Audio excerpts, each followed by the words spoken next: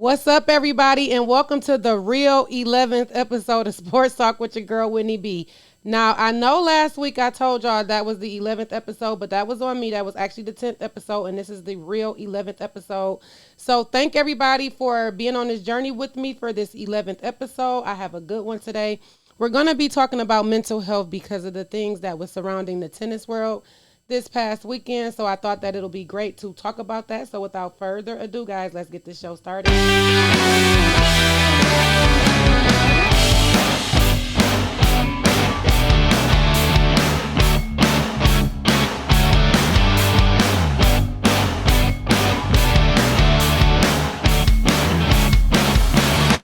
And welcome again to the 11th episode of Sports Talk with me, your girl, Whitney B. Now, before I get into my meat and potatoes, I do actually want to shout out the Detroit Tigers for doing their thing this past weekend and shutting out the Yankees, even at home. Now, the last time this happened for the Tigers, it was actually in 2000 and opening season for Comerica Park. So, as soon as Comerica Park opened, here go the Tigers showing out. And they showed out again for us this weekend. So, I did want to shout out the Detroit Tigers. Thank you guys for that. The rookies did their thing. We had Spencer Turnbull on Saturday.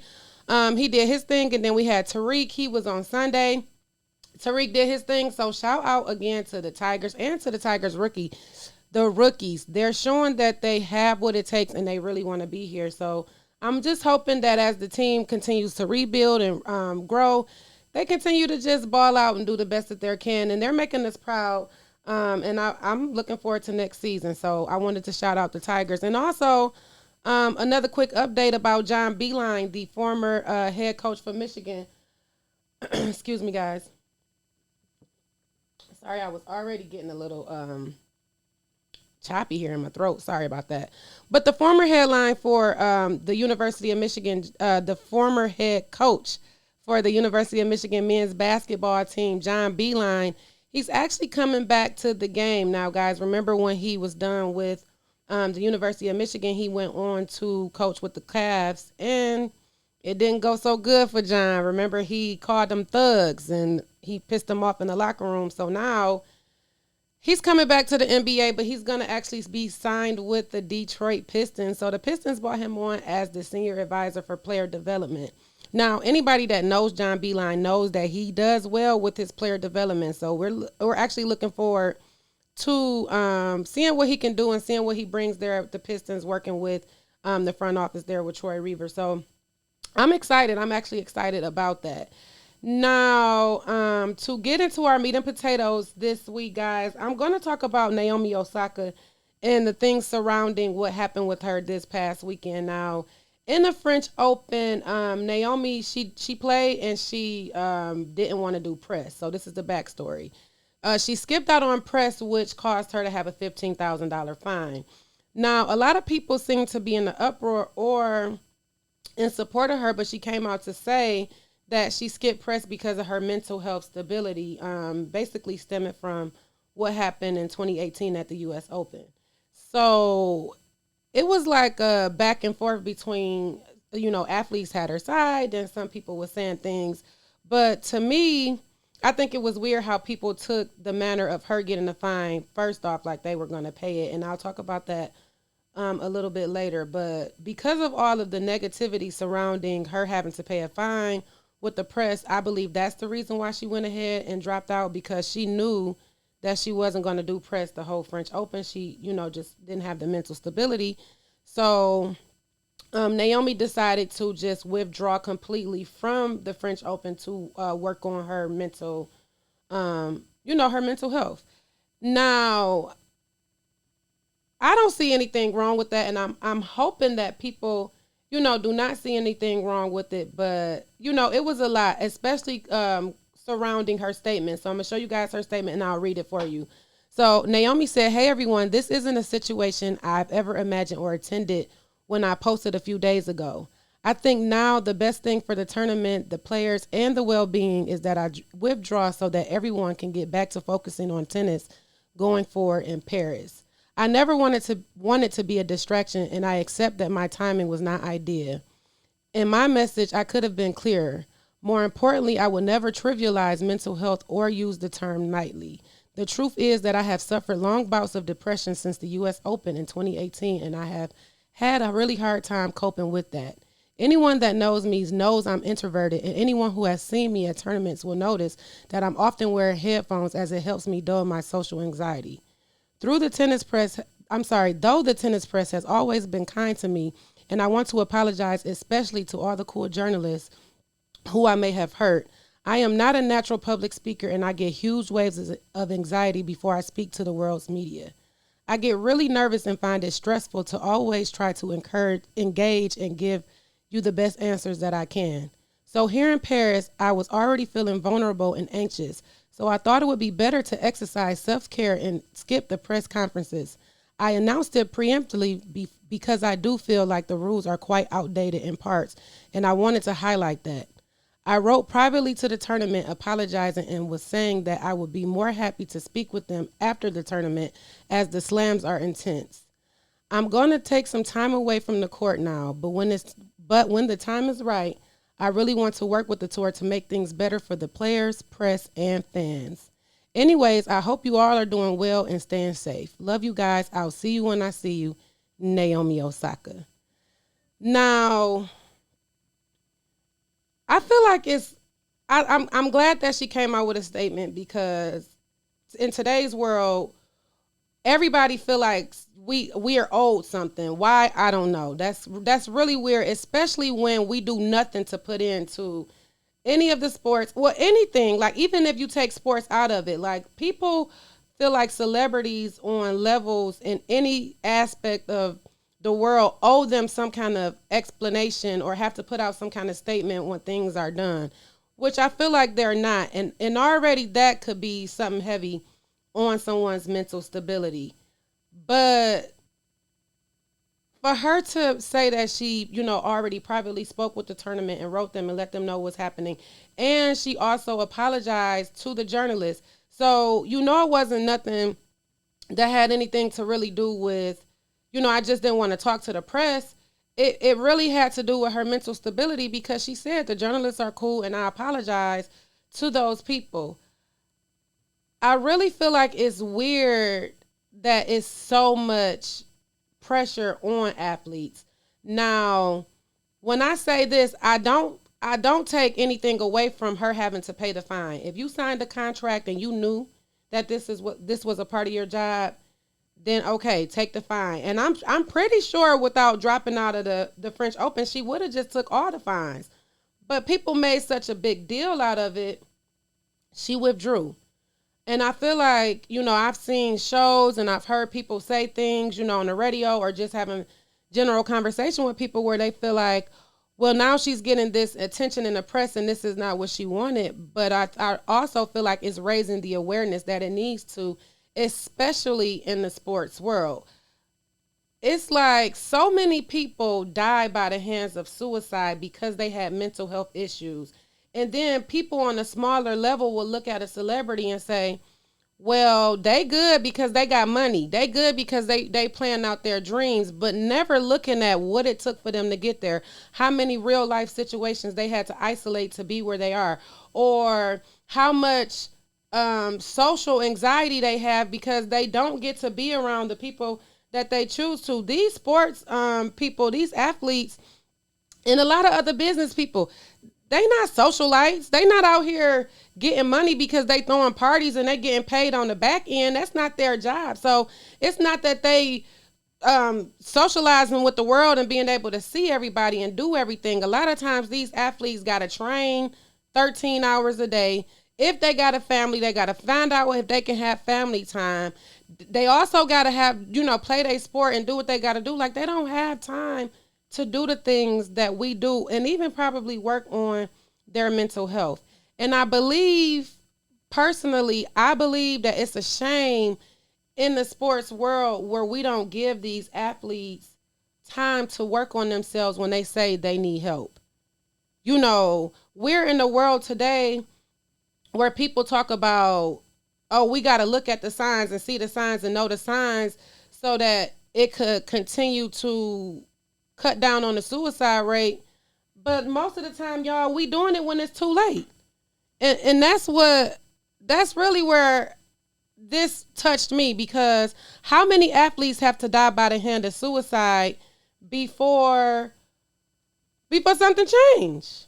Like, we literally want something to change, but we're doing nothing about it. Let's take a look here at the screen.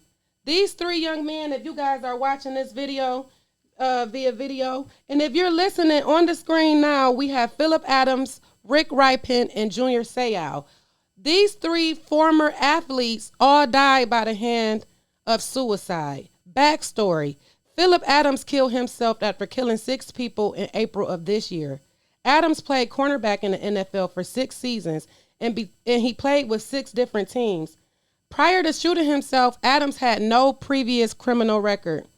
So when his family was interviewed, his father said that he thinks that his career in football had a lot to do with his mental stability, and it messed him up.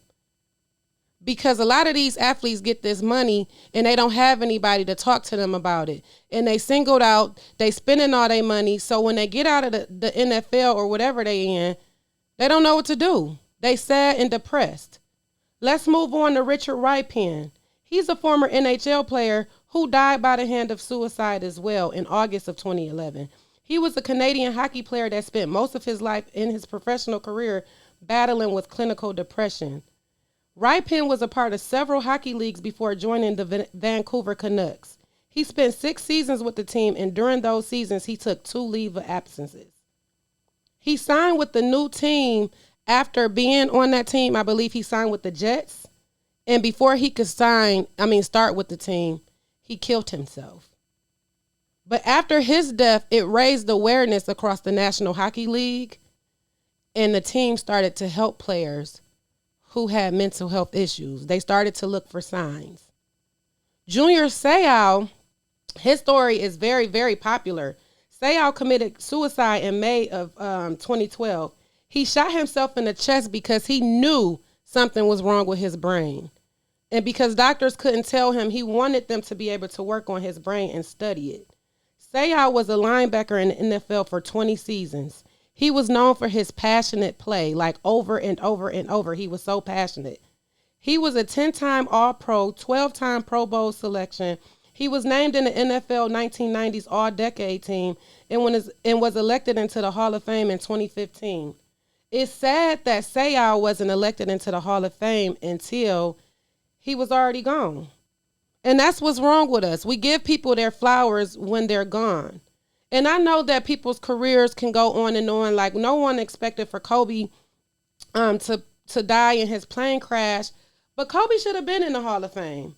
Kobe should have been had his flowers. But it's when these athletes are gone when we want to recognize things and want to say what's going on. Junior Seau, from what he did, his study, when they study his brain, he died because he had CTE. And CTE wasn't even a big thing then. But this caused the NFL to look at the way these players play, the way they're getting hit, the way their helmets are protecting their heads, and the long term that they have after that. It took for a lot of players to have issues with their insurance policies because this wasn't even covered for them. And you got a man like Junior going back and forth to the doctor because he knows something wrong with his head, but nobody can tell him what's going on. And at the point where he couldn't take it no more, he shot himself in the chest because somebody gonna look at this brain and be able to help the next person. And it's not fair to these athletes because the players, they got so much to do and everybody is dependent on them. The owners, the coaches, the fans. It's so much weight on their shoulders. And how many times do you think people are going up to these men outside or these women outside of their professions and asking them, hey, are you okay? Hey, can I do anything for you? You know, we gotta do better, y'all. And I really genuinely fell in love with this story more when I saw the amount of celebrities pouring out support for her. You get people like Piers Morgan on Twitter calling her a narcissist, but then you have other people like Lisa Leslie and Billie Jean King and Martina and Steph Curry. And you have these people that say supportive things to her. I have a couple of clips I'm going to play for y'all. Actually, it's from two tennis greats, Venus and Serena. This is what first Venus had to say about the things that's going on with Naomi. Take a listen, guys.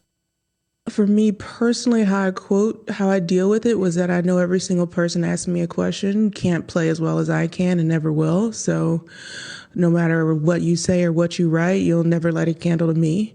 So that's how I deal with it. But each person deals with it differently. And that's real.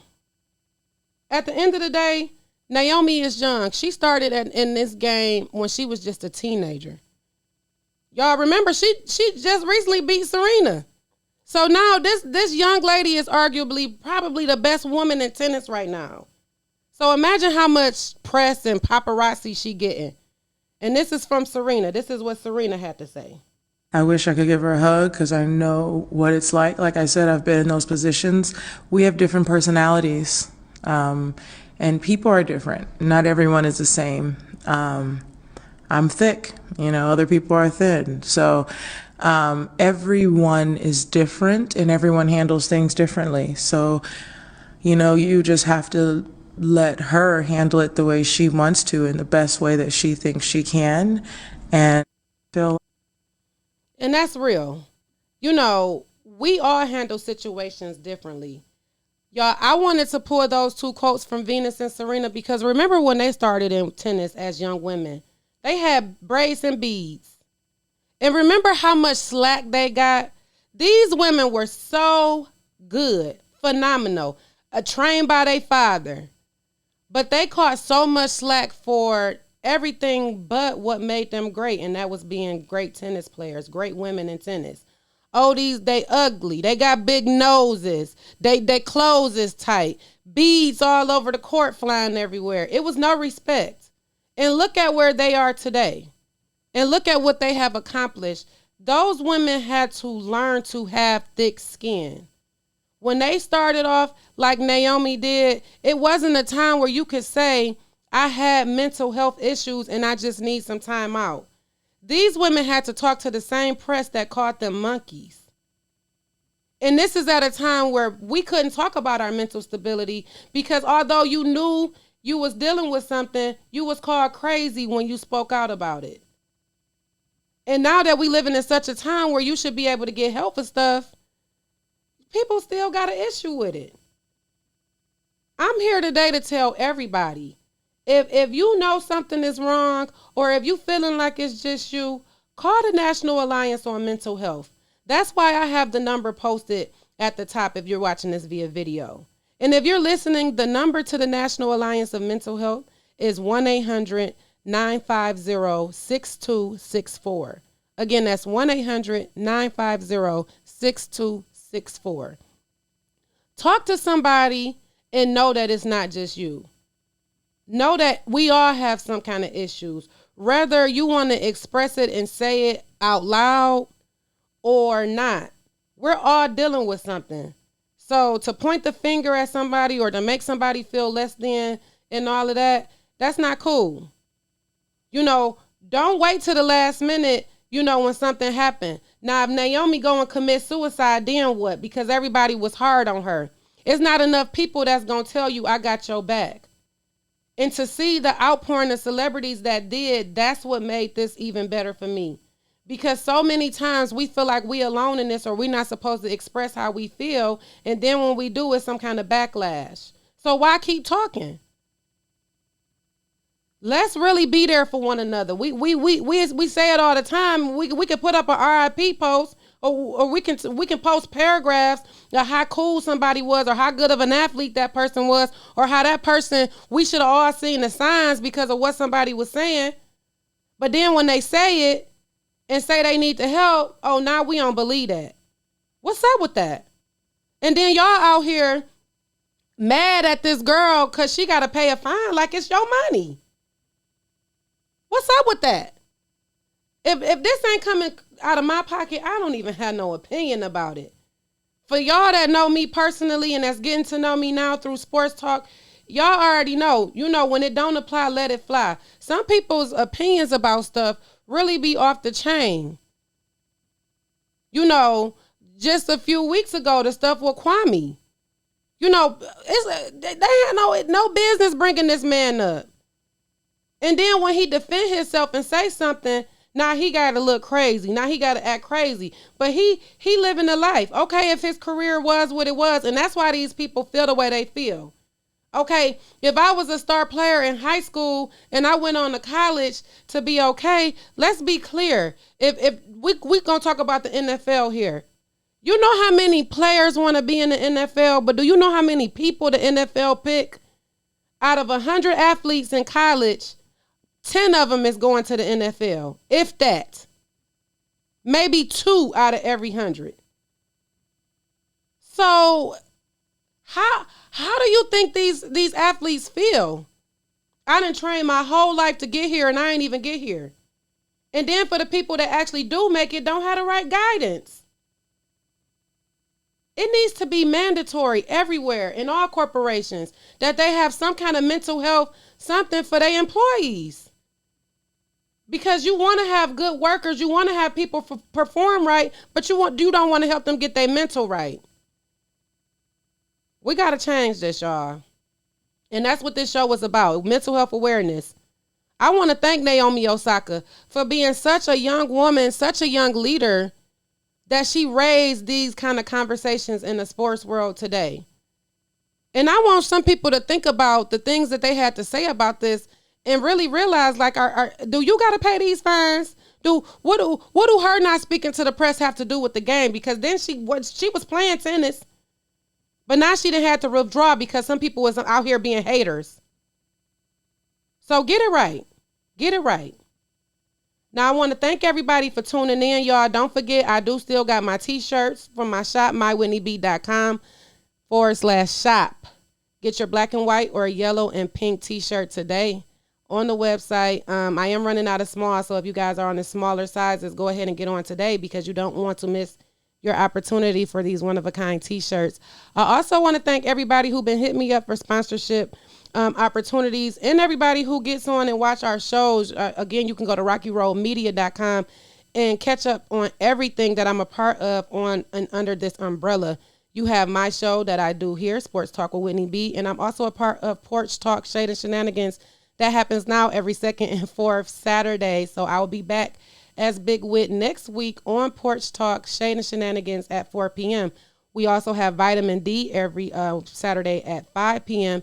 And on the first and third Saturdays, now you have Porch Talk, Love and Success. So you guys head over to rockyroadmedia.com and check out the latest and support our brands. She has t-shirts as well that you can support her. And you'll see me in some of them very, very soon. I did place my order. So go over there to rockyroadmedia.com and place your order. That's ROCKYROADMEDIA.com and place your order. Check everything out for me, mywhitneyb.com. I want to thank everybody again for tuning in. I appreciate all of you guys' love, support, comments, and feedback. And for everybody who writes me, who talks to me, who listens to my show, I love all y'all. I love when I'm out and people that I just meet say, oh, I listen to your show. Or people that I know. All y'all that I know who be hitting me up and telling me, oh, I listen to your show on social media. I love y'all because I know I haven't been promoting the way that I should have these past couple of weeks, but y'all still showing me love, and I appreciate all of that. So again, I want to thank everybody for listening, tuning in, watching the real episode of Sports Talk with Whitney B, episode 11. This is the real episode 11, y'all. So thank you again. I appreciate the love. Again, if you need any help, if you're struggling mentally and you want to talk to somebody and get some resources, call the National Alliance on Mental Health at 1-800-950-6264. I love you guys. Peace out.